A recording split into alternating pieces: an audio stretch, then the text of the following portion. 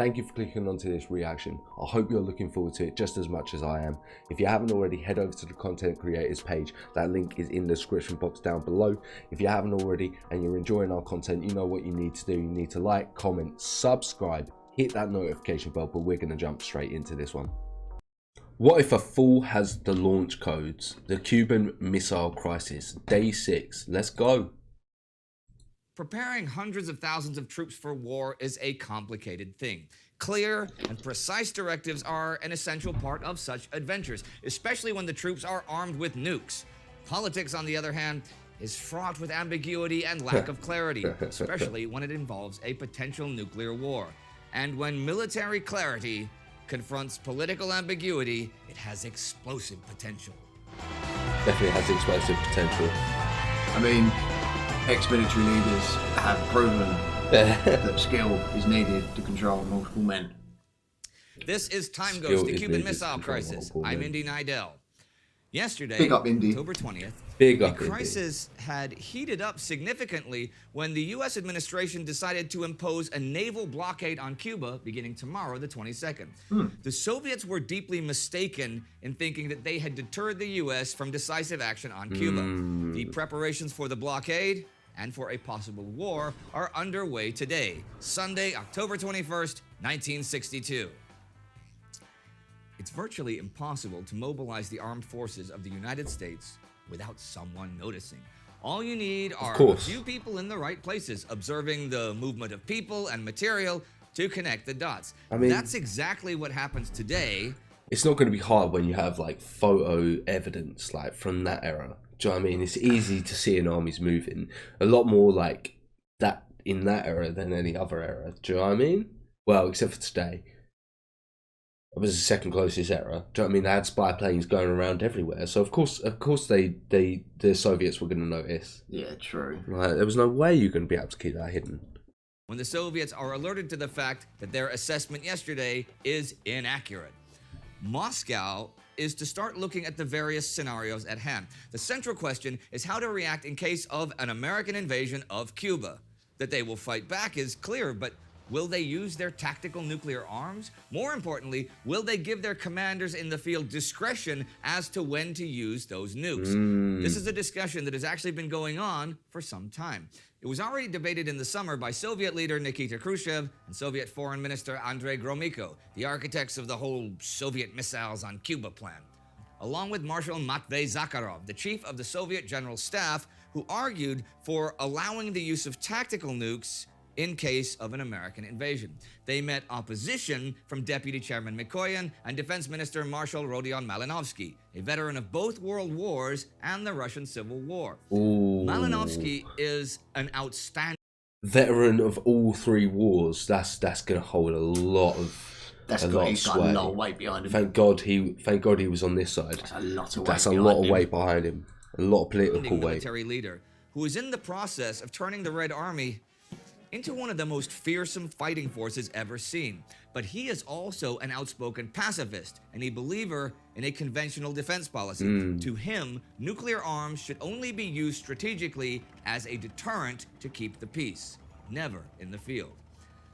Smart. In the end, they cannot find common ground. But Khrushchev prevails, or at least he thinks he prevails. An order is drafted, but when it lands on Malinovsky's desk for signature, he stalls and just leaves it there unsigned. So when the battle orders are formally issued, it's not part of Malinovsky's and Zakharov's signed memorandum. Unfortunately, the unsigned instructions have already been given orally to most of the commanders on the ground. The verbal briefing is along the lines of how the unsigned order reads. In a situation of an enemy landing on the island of Cuba, when the destruction of the enemy is delaying further actions, and there is no possibility of receiving instructions from the USSR Ministry of Defense, you are permitted to make your own decision and to use the nuclear means of the Luna, IL-28, or FKR-1 as instruments of local warfare for the destruction of the enemy on land and along the coast in order to achieve the complete destruction of the invaders on the Cuban territory and to defend the Republic of Cuba. The Luna missiles can carry a nuclear warhead with an explosive yield as low as 3 kilotons or as high as 200. The lowest yield would kill about 65,000 and injure almost 250,000 if blown up over Paris. The lowest yield. In great detail before. Yep. The 200 kiloton bomb would kill over 900,000 people and cause up to 1.8 million further casualties. The Soviets have at least 7 missiles ready to fire from land and 12 from ships at sea. An estimated additional 70 warheads are also in storage together with these strategic warheads. So today, the Soviet forces have both been ordered to use and to not use these tactical nukes at their own discretion. For now, the Soviet forces on Cuba remain on alert with tactical nuclear readiness. The incompetency of the Russian government shows here.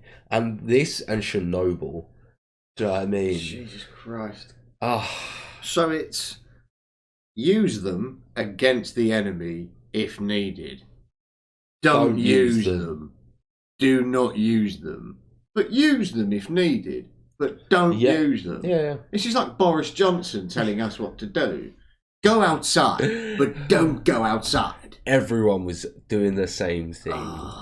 But in a political vacuum. Flip-flops, man. Meanwhile, the American armed forces find themselves in a remarkably similar situation. As we've already seen, President Kennedy has walked a thin line between decisive military actions and diplomatic restraint regarding Cuba for some time. At the famous press conference back on September 13th, he said, "But let me make this clear once again.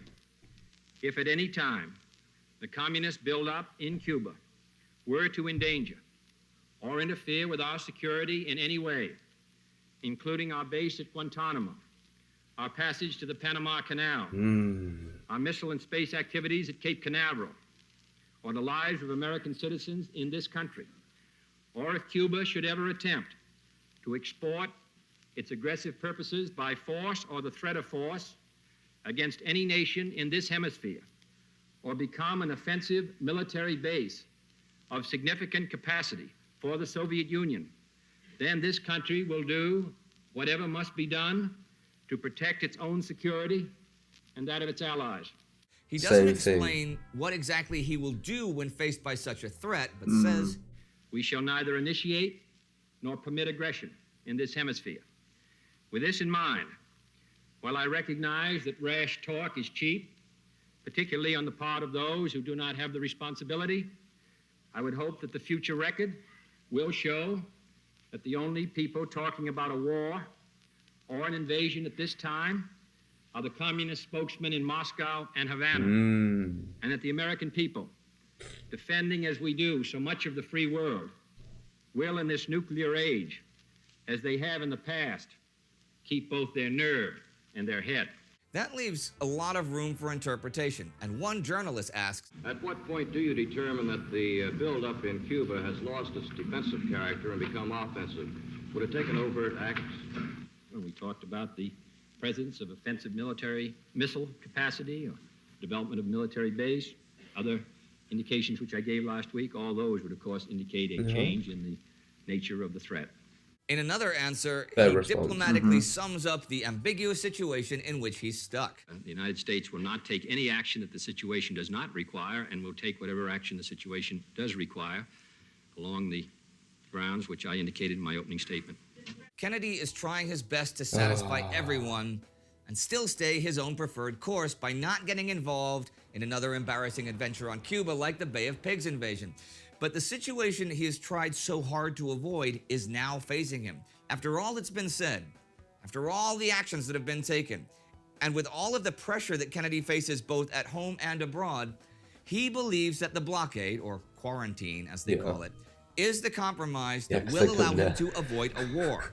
He hopes they had to call it a quarantine because otherwise it would be a declaration of war. Remember from last episode? The Soviets will back down. He also hopes that he can rein in his own war hawks who are pressing hard for an invasion, or at least airstrikes, as a show of force. In fact, he has set a machine into motion that is almost pre-programmed to... But they're generals, they're doing what generals do. Yeah, that's fair.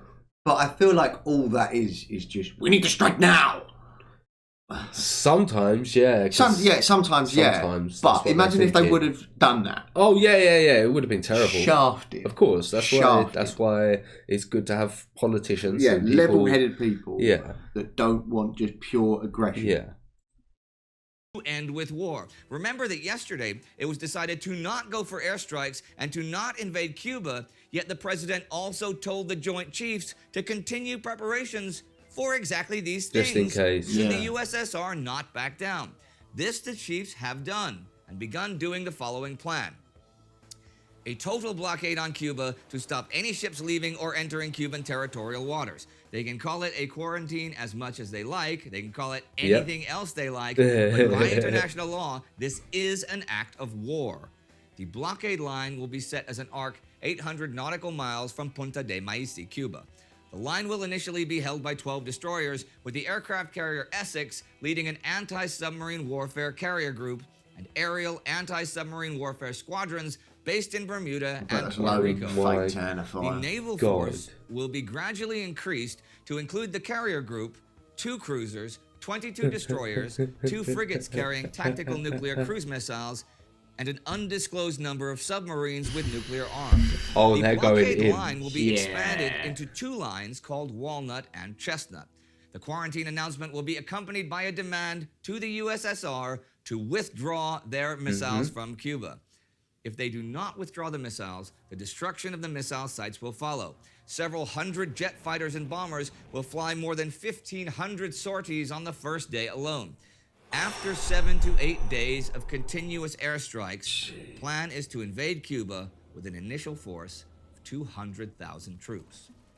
These troops already have permission to use tactical nuclear arms to respond to any tactical nuclear strikes by the Soviets. Finally, should these Both sides are literally just on the edge. This is crazy. I don't know what to say. Like, it come that close. How as Europeans do we not know this? These boys are just like, bro, we're literally going to slap you up. No. We're going to slap you up. Yeah, literally. We're going to nuke you. No, we're going to fuck you up. We're going to nuke you. Yeah. Jeez, why are you giving nukes to the infantry? It's not a good idea. Because one of them's going to get a real itchy trigger finger. Because if they gave me a nuke and I was an infantryman. Yeah, right, lads. The idea is to use that. Why'd you press it? We've got it. Literally, we've got it. That whole scenario would happen. It would happen 100%. Oh, 100%. 100%. What if they fall into the enemy's hands? What if there's an accident and someone lands literally, fools. actions fail to eliminate the missiles, there is a contingency plan to drop kiloton range thermonuclear charges on the missile sites. Even by the most conservative calculation, that last action will wipe Cuba out of existence. Because it would trigger the bombs. You might think this is just a theoretical contingency plan, but it's not. This is exactly what the U.S. military is preparing for and what some of the generals are even hoping for. This is what Air Force Chief of Staff General Curtis LeMay said to JFK only 2 days ago. So I see no other solution. This blockade and political action I see leading into war. I don't see any other solution to it. It leads right into war. This is almost as bad as the appeasement of Munich.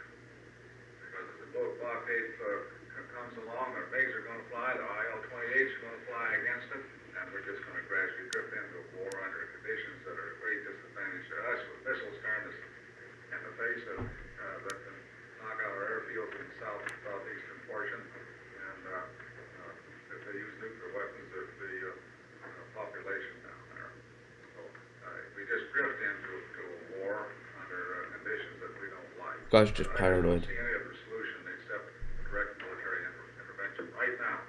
Okay, politically that has been rejected, sort of, but in practice, it's still the direction that the military is taking. Boats full of bombs, missiles, aircraft, and troops are already at sea heading for Cuba. Hundreds of fighter jets and bombers are being armed and made ready at the East Coast military airfields. Paratroops and infantrymen all over the U.S. are confined to quarters, and 150,000 reserves have already been called up. The nuclear forces of the United States are preparing to go on high alert. So far, very few of them know why, and the world in general has no idea that they are about to be shocked with Cold War steel suddenly glowing hot with the threat of radiation. Holy shit. I will see you tomorrow on day Fuck's 7 when the sake. Cuban crisis grows even hotter and the Kennedy cabinet carefully weigh their words before they announce their actions to the world. We are at the midpoint of this series of daily episodes. Holy.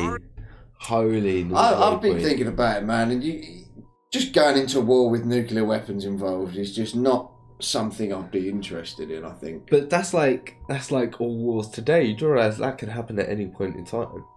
There's a difference between a nuke and a tactical nuke. Yeah.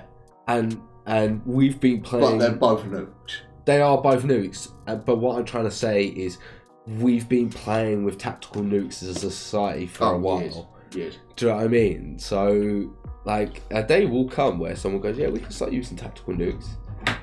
Ukraine. You never know. Yeah.